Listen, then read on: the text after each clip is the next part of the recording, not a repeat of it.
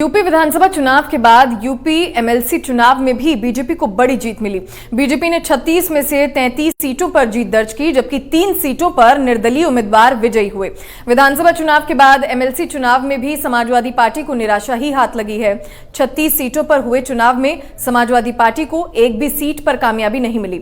गोरखपुर से बीजेपी प्रत्याशी सीपी चंद विजयी हुए हैं, जबकि सीतापुर में पवन सिंह चौहान ने बंपर जीत दर्ज की है। बस्ती सिद्धार्थनगर विधान परिषद चुनाव में भी बीजेपी को जीत मिली है। इसी तरह से वाराणसी से निर्दलीय प्रत्याशी अन्नपूर्णा सिंह ने जीत दर्ज की है। उधर बाराबंकी से बीजेपी के अंगद कुमार सिंह ने जीत दर्ज की है। लखनऊ उन्नाव सीट से बीजेपी के रामचंद्र प्रधान चुनाव जीत गए हैं।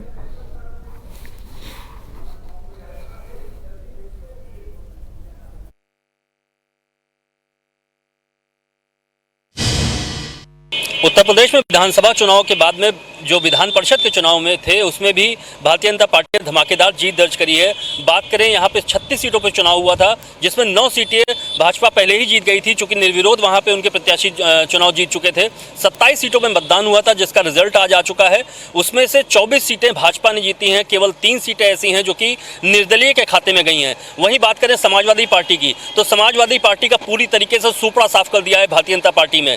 समाजवादी पार्टी में जो सुप्रीमो है अखिलेश यादव, उनके बहुत करीबी माने जाते हैं सुनील सिंह साजन, जो कि लखनऊ की सीट पे समाजवादी के प्रत्याशी थे।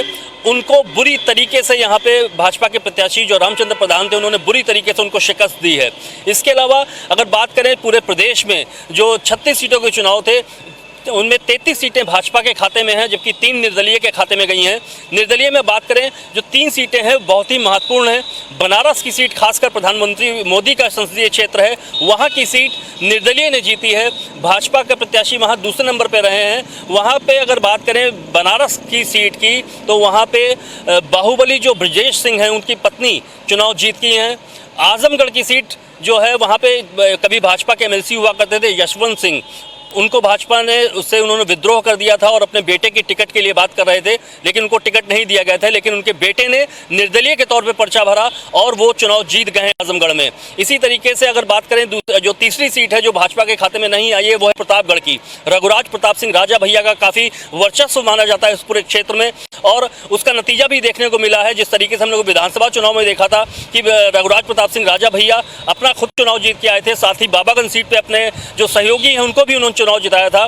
इसी तरीके से जो प्रतापगढ़ की जो एमएलसी की सीट थी, वहां पे भी जनसत्ता दल के उम्मीदवार के तौर पे गोपाल जी जो हैं वहां पे जीत दर्ज कर चुके हैं। कैमरा पर्सन राशिद के साथ अमित पाठक, MH1 न्यूज, लखनऊ।